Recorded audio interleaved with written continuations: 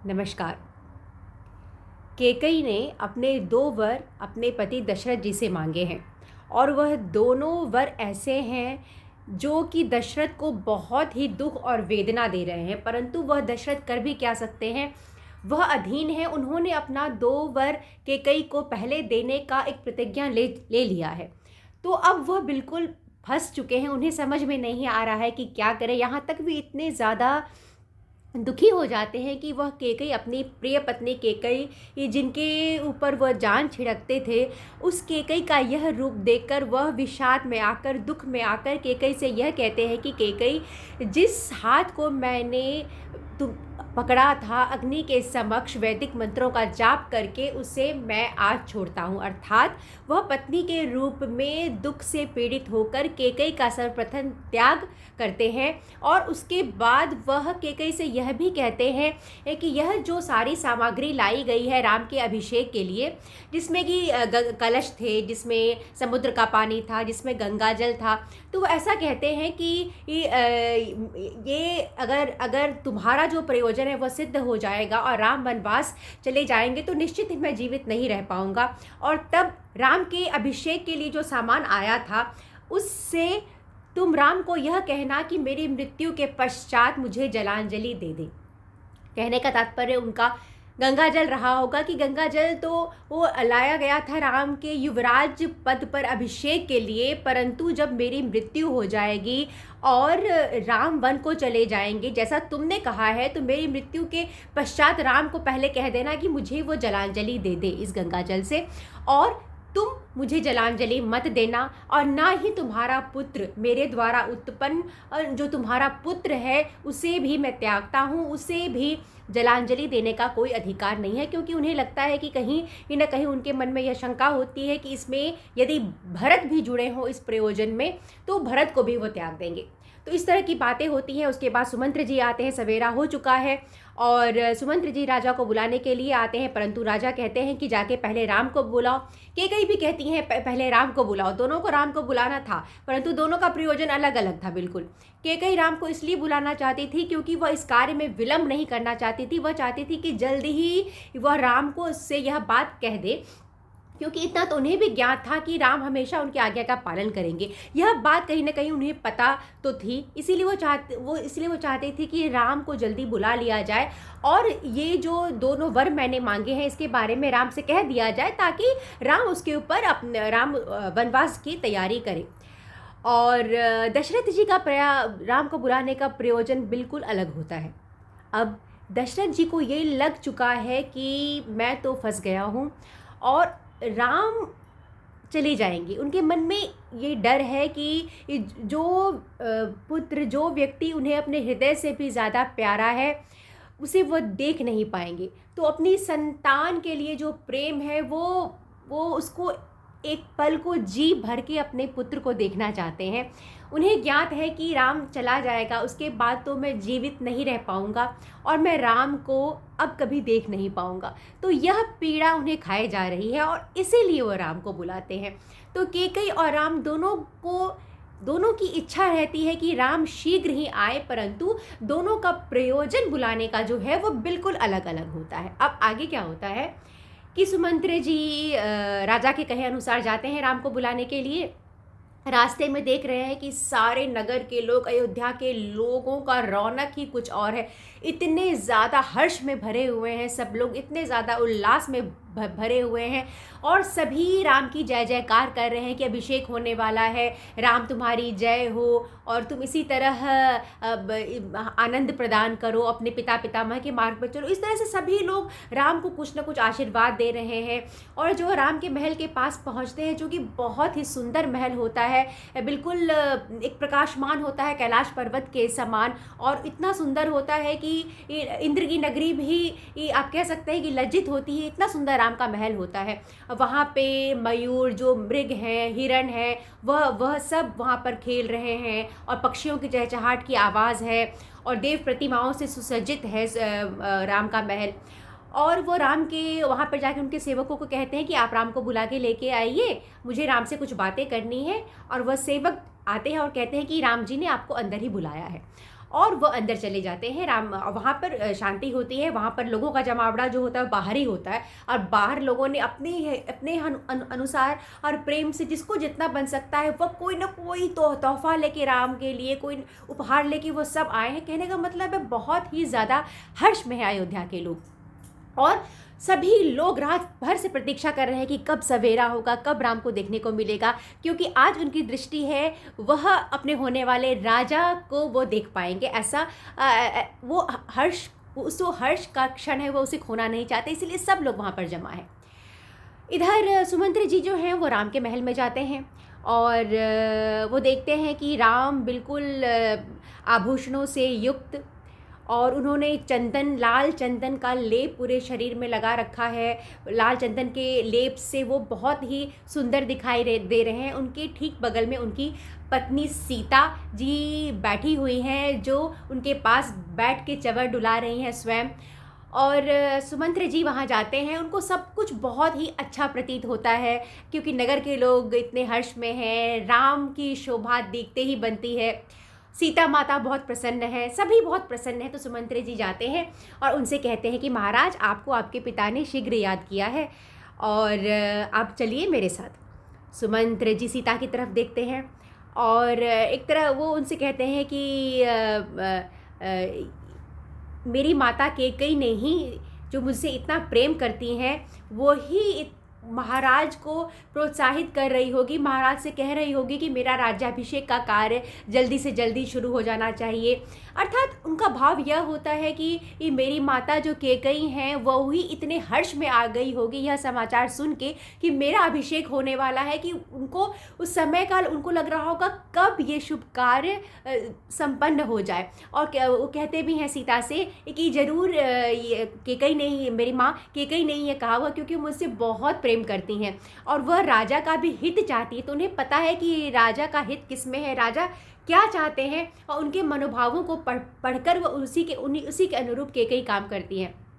तो यहाँ पर जो जैसे ही सुमंत्र जी कह रहे हैं उनको कि आपके दशरथ जी ने बुलाया है आपको, तो उनको यह विचार नहीं आता कि मेरे पिता ने क्यों बुलाया होगा, बल्कि वह एक तरह से उनकी माइंड में ये वो समझ जाते हैं कि ये नहीं, ये मेरी माँ का ही काम होगा, कैकेयी का ही काम होगा, क्योंकि वो इतनी ज़्यादा हर्ष में है, इतनी ज़्यादा हर्ष में है कि उनको वो अपने हर्ष को रोक नहीं पा रही होंगी, इसीलिए उनको लग रहा होगा कब मैं अपने पुत्र राम को देखूंगी और कब ये काम शुरू होगा।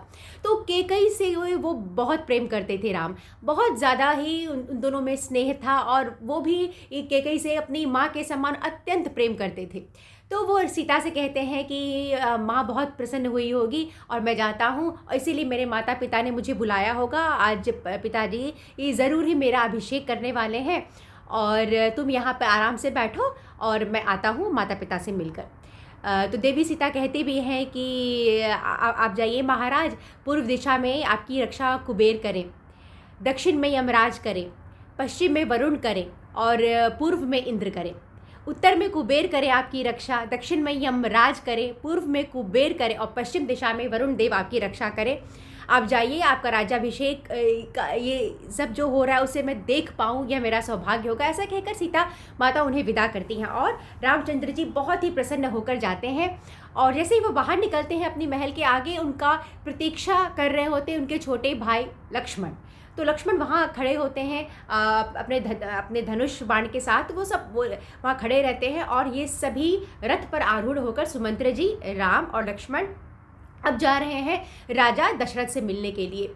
और वह जो रथ होता है राम का, वो भी इतना दिव्य होता है कि जब उसके घरघराने की आवाज़ से लगता है कि पूरा मेघ की घरघराहट हो रही है। अब बहुत ही दिव्य वो रथ भी इतना सुंदर होता है कि जो को देखता है उसे देखता ही रह जाता है। और उस रथ पर आरूढ़ होके तेज़ में जब वो रथ चलता है तो पूरे नगर के लोगों को कोलाहल मच जाता है, और सब के सब देखने लगते हैं कि राम निकले हैं। और वो एक दृष्टि पाने के लिए राम के सब लालायित हैं, क्योंकि आज वह अपने होने वाले राजा को देख रहे हैं, ना कि राजकुमार को। और इतने प्रसन्न, इतनी भावनाएं उमड़ के आती हैं सभी में कि जो सभी लोग हैं वे उन्हें आशीर्वाद देने लगते हैं, और महिलाएं हैं वो सब कुछ कुछ बातें कर रही होती है, जिन्हें राम कुछ कुछ सुन रहे हैं, वो जा रहे हैं। महिलाएं कह रही हैं कि आज देखो, आज कौशल्या का कितना बड़ा सौभाग्य है कि उसे ऐसा दिव्य संतान की प्राप्ति हुई है राम के रूप में, जो कौशल्या की शोभा को बढ़ा रहे हैं। आज माता कौशल्या कितनी प्रसन्न होंगी इस दृश्य को देखकर, कितना अच्छा लग रहा है।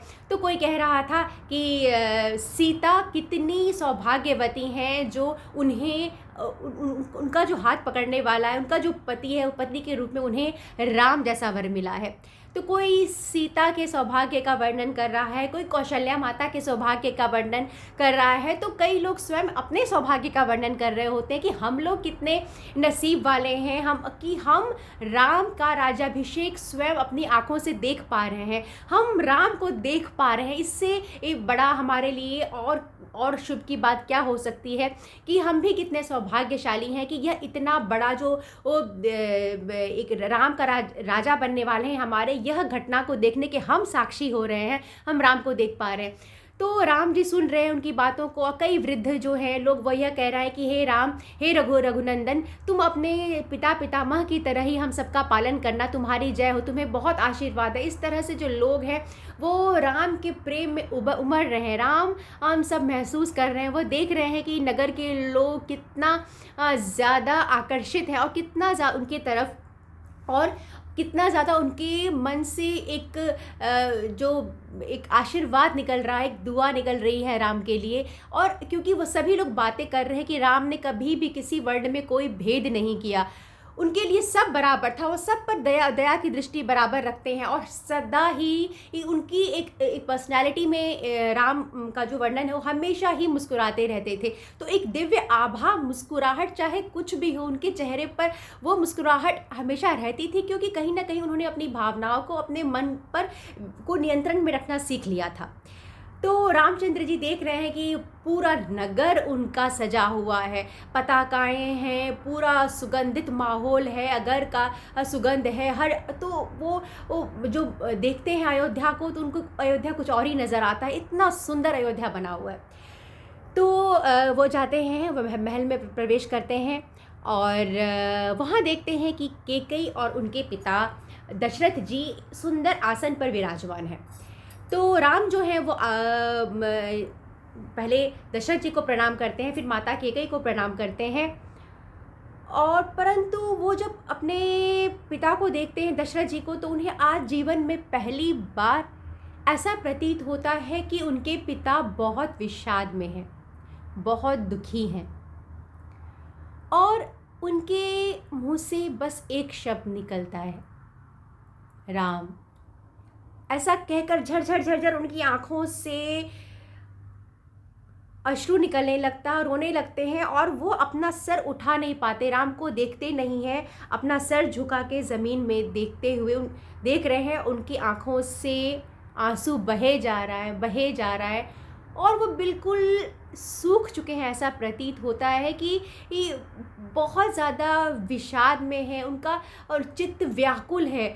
राम समझ जाते हैं कि यह कोई आंसू प्रसन्नता का आंसू नहीं है, वो सर झुकाए हुए हैं, रोए जा रहे हैं, बिल्कुल ही विषाद में सूखे हुए से प्रतीत होते हैं। राम ने अपने पिता को ऐसी अवस्था में कभी नहीं देखा। उन्हें लगता है कि आज ऐसा क्या हो गया, आज तो युवराज के पद पर मेरा अभिषेक होने वाला था, सब कुछ इतना सुंदर था। उनके दिमाग में यह बात आता है कि हुआ क्या, जो अचानक ही मेरे पिता का यह हाल हो गया। वो कैकेयी से पूछते हैं कि माँ, मैंने क्या कोई गलत काम किया है, ये मेरे अनजाने में मुझसे कोई भूल हो गई है क्या, जो पिताजी मुझसे नाराज़ हैं। पहले तो ऐसा होता था कि कभी पिताजी किसी और चीज़ पे भी कुपित होते थे, मुझे देखते ही वो प्रसन्न हो जाते थे, परंतु आज पहली बार जीवन में ऐसा हो रहा है कि माँ, कि पिताजी मेरी तरफ देखते ही नहीं हैं, वो मेरी तरफ दृष्टिपात उनका हो ही नहीं रहा है, वो मेरी तरफ क्यों नहीं देख पा रहे हैं, वो मुझसे क्यों नहीं कुछ कह रहे हैं, मुझसे क्यों नहीं बातें कर रहे हैं। माँ, मैंने ऐसा क्या कर दिया, आप तुम मुझे बताओ, मुझसे क्या गलती हो गई। वो कैकेयी से ये प्रश्न कर रहे हैं। कैकेयी वहाँ पर कुछ नहीं कहती हैं, तो दशरथ भी कुछ नहीं कहते, बस उनके आंसू बहे जा रहे हैं, वो और रोने लगते हैं। अब अपने पिता को इस अवस्था में राम को लगता है कि पता नहीं क्या हो गया, जैसे कि जैसे चलते हुए कोई हम लोग के पैर के नीचे कोई सांप आ जाए तो कैसे हम लोग अवस्था हो जाता है, बिल्कुल राम को वैसा ही लग रहा है, एक झटका सा लगा है कि क्या हो गया। वो सबसे पहले उनके दिमाग में जो बात आती है तो वो भरत की आती है कि भरत और शत्रुघ्न तो नगर में नहीं है, कहीं ऐसा तो नहीं कि कुछ अब भरत और शत्रुघ्न को लेके कुछ अशुभ समाचार मिला हो। वो डर जाते हैं, वो पूछते हैं कि माँ भरत और शत्रुघ्न तो ठीक है ना। और उसके बाद उनके मन में आता है कि कहीं मेरी जो अन्य माताएं उन्हें तो कुछ नहीं हो गया। वो वह भी पूछते हैं माँ अन्य माताएं जो हैं मेरी वो तो ठीक है ना, क्योंकि वो शाम को तो कौशल्या से मिलके आए थे, सुमित्रा से मिलके आए थे, तो भरत शत्रुघ्न नहीं है तो उन्हें सबसे पहले भरत की चिंता होती है कि भरत शत्रुघ्न तो ठीक है ना। लेकिन जो वो पूछ रहे हैं फिर भी केकई अभी चुप है। फिर वो केकई से कहते हैं कि माँ तुम बताओ, इस तरह से चुप मत रहो।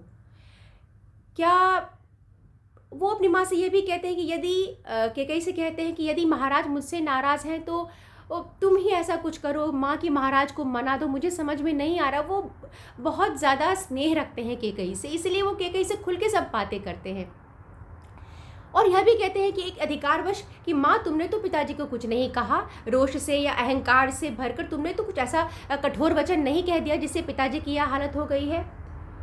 तो बार बार पूछने पर वो कहते बताओ ना माँ क्या बात है। मेरे विषाद हो रहा है, अपने पिता को इस अवस्था में मैंने कभी नहीं देखा, मैंने तो सदा ही इनको सुख में ही देखा है, तो मुझे जल्दी बताओ कि क्या कारण है। तब केकई कहती है कि राम इसमें तुम्हारी कोई गलती नहीं है, तुमने इन्हें कुपित नहीं किया, ये तुम्हारी वजह से इनका ऐसा हालत नहीं है, बल्कि ये कुछ तुमसे कहना चाहते हैं जो वो कह नहीं पा रहे हैं क्योंकि वह तुमसे बहुत प्रेम करते हैं। तो वो उन्हें पता नहीं है कि वह ऐसा कुछ वचन कैसे कह दे जिससे तुम्हें दुख हो या जो तुम्हारे लिए अहितकारी हो, जिससे तुम्हें दुख हो। ऐसा वचन वो तुमसे कहना नहीं चाहते हैं राम, और यही कारण है कि वह चुप है। राम को कुछ समझ में नहीं आता है कि क्या हो रहा है, क्या माँ ऐसा बोल रही। वो माँ से पूछते हैं कि आप बताइए ना। तब केकई कहती हैं सुनो राम, महाराज ने मुझे 2 वरदान दिए थे और अब उन्हें पश्चाताप हो रहा है कि वो दोनों वरदान इन्होंने मुझसे क्यों दिए थे, क्योंकि मैंने इनसे जो वो मांगा वो दे नहीं पा रहे हैं, तो इसीलिए वो सत्य की रक्षा नहीं कर पा रहे हैं, उन्हें पश्चाताप हो रहा है। और मैं उन्हें ये बार बार यही कह रही हूँ कि पानी के बह जाने के बाद बांध बनाने के लिए पानी को रोकने की चेष्टा करने की क्या ज़रूरत, उसके बाद बांध बनाने की क्या ज़रूरत है। तो यदि तुम्हारा शुभ हो या अशुभ हो, यह इस बात को सोचे बिना तुम इनकी आज्ञा का पालन कर सको तो मैं तुमसे ये बात कहूँगी। यदि तुम महाराज के वचनों को सुनकर उसे कानों तक लाकर बिल्कुल कानों तक ही ना लाओ बल्कि उसका अनुसरण करो उनके कहे कथन का, तो मैं तुमसे यह बात कहूँगी। तो वो एक तरह से वातावरण बना रही हैं कि वो बात राम से कह सकें, और वो एक पक्का करना चाहती है कि ऐसा तो नहीं हो कि राम ये सब सुन लें, उसके बाद राम कुछ ऐसा ना हो जाए कि राम का मन बदल जाए, राम ये ना करे, वनवास ना जाए तो भरत को कैसे राज्य प्राप्त होगा। इसीलिए वो पक्का कर रही हैं ताकि राम, वैसे उनको पता ही है कि राम मेरी भी कहीं बात को मानेंगे। राम कहते हैं कि माँ मुझे तो पहले यह आश्चर्य हो रहा है कि आपको मुझ पर संदेह कैसे हो सकता है। आप मुझसे कहकर तो देखिए, पिता की आज्ञा पूरी करने के लिए, पिता के सत्य निष्ठ की रक्षा करने के लिए मैं आग में कूद सकता हूँ, मैं समुद्र में कूद सकता हूँ, मैं विष पी सकता हूँ, मैं सब कर सकता हूँ। माँ आप मुझसे निश्चिंत होकर कहिए। और आप जो मुझ पे ये संदेह है आपका कि जिसकी वजह से आप ये डर, आपको ये हो रहा है कि मैं राम से ये बात कहूँ कि नहीं, आप मुझसे कह रहे हैं कि पक्का तुम करोगे कि नहीं, इससे मुझे दुख हुआ है माँ। वो इस तरह के कैसे कहते हैं। तो कह सकते हैं कि राम का जो चरित्र है वह रामायण में अब निकल कर आ रहा है, और धीरे धीरे राम के चरित्र को हम अब जानेंगे। अब आगे केकई किस प्रकार कठोर बनकर राम से ये बात कह पाएंगी, वह राम जो उन पर बहुत बहुत भरोसा करते हैं, उनसे बहुत ज़्यादा स्नेह रखते हैं, उस पुत्र से वह कैसे ये बात कह पाएंगी, यह मैं आपको अगले वीडियो में बताऊंगी। और यही बार बार इस कथा से हमेशा सीखना चाहिए कि किसी के भी प्रेम का, दशरथ जी के प्रेम का यहाँ कैकेयी ने गलत उपयोग किया, तो वो प्रेम अपने आप में एक स्नेह प्रेम, एक जो धरती पर है उसके लिए कहते हैं देवता भी तरसते हैं, क्योंकि यह भावनाएं स्वयं धरती पर है। तो इस प्रेम को कभी गलत इसका उपयोग नहीं करना चाहिए, वह बहुत बड़ा पाप है। यदि कोई व्यक्ति आपसे प्रेम करता है, उस प्रेम का आप गलत उपयोग कर रहे हैं, तो वो बहुत बड़ा पाप है। तो और दूसरी बात यह कि सलाहकार हमेशा सोच समझ कर बनाए कि किस मंथरा की बात सुनकर कैकेयी ने पूरा ही अपने ये बसे बसाए घर को, अपने परिवार को, राम जैसे पुत्र को, सबको ही उन्होंने विषाद में डाल दिया। राम जी विषाद में तो जाने वाले नहीं हैं, वो तो उनको मन पर नियंत्रण है, परंतु पूरे घर को, पूरे महल की रौनक को तहस नहस कर दी माता कैकेयी ने, सिर्फ मंथरा के बहकावे में आकर। तो किसकी बात सुन रहे हैं हम, यह बहुत ज़रूरी है कि आपका सलाहकार कौन है। अब अगले वीडियो में हम राम चरित्र को जानेंगे कि राम का चरित्र उभर कर आएगा कि कैकेयी जब राम से ये बात कहती हैं तो राम किस प्रकार जवाब देते हैं, राम का क्या रिएक्शन होता है। और ये हम जो कि बहुत ही सुंदर है, ये हम अपने अगले वीडियो में सुनेंगे। मुझे सुनने के लिए और समय देने के लिए बहुत बहुत धन्यवाद।